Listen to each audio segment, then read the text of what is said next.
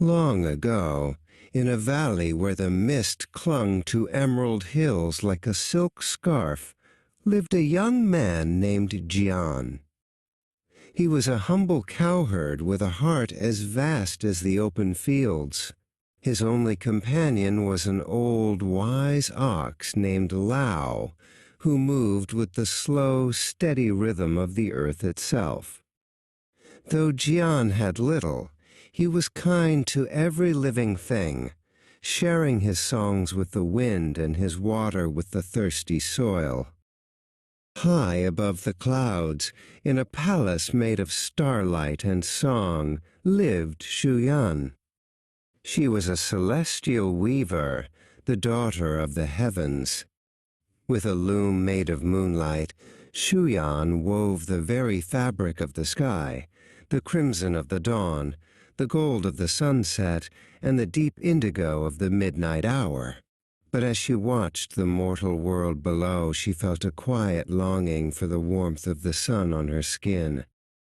One afternoon, Shuyan descended to the mortal world to bathe in a hidden forest stream. There, by the sparkling water, she met Jian. When their eyes met, it was as if the stars had finally found the earth. Jian spoke with a voice like a gentle breeze, and Shuyan smiled with the brightness of 1,000 lanterns. They spoke for hours, discovering that their souls were woven from the same thread of kindness. Shuyan chose to stay on Earth, and soon she and Jian were married. They lived in a small cottage where the mountain air was sweet. Jian tended to the fields with Lao, and Shuyan wove beautiful cloth that shimmered like the morning dew. Their life was simple, but it was filled with a love so deep that even the flowers seemed to bloom brighter whenever they walked by. As the years passed, their home grew even livelier with the laughter of 2 children. Shuyan would sit beneath the old plum tree, teaching her young son, Miao, the names of the constellations she once called home. She told him stories of the celestial palace, her voice a melody that lulled the birds to sleep. While Shuyan shared stories of the sky, Jian taught their daughter, Ling, how to listen to the language of the earth.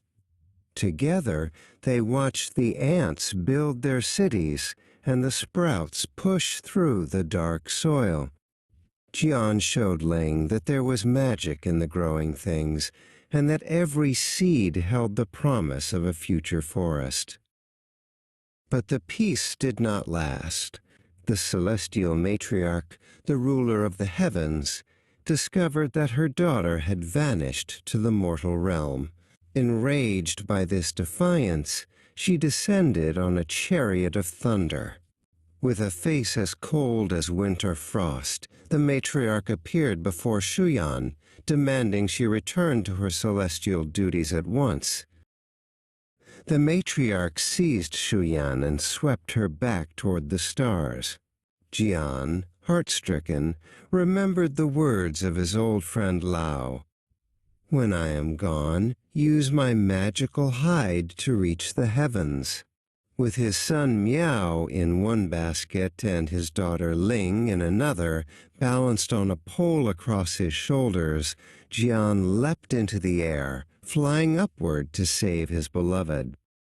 Just as Jian was about to reach Shuyan, the celestial matriarch pulled a silver hairpin from her hair. With one swift stroke across the sky, she created a vast, rushing river of stars, the Silver River.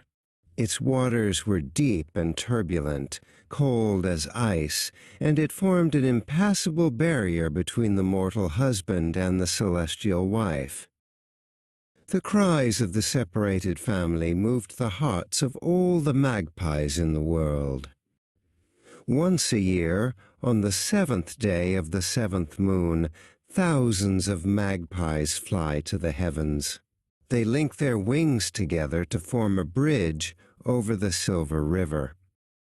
On this magical night, Jian and Shuyan walk across the feathered path to hold each other once more, their love a light that outshines the stars.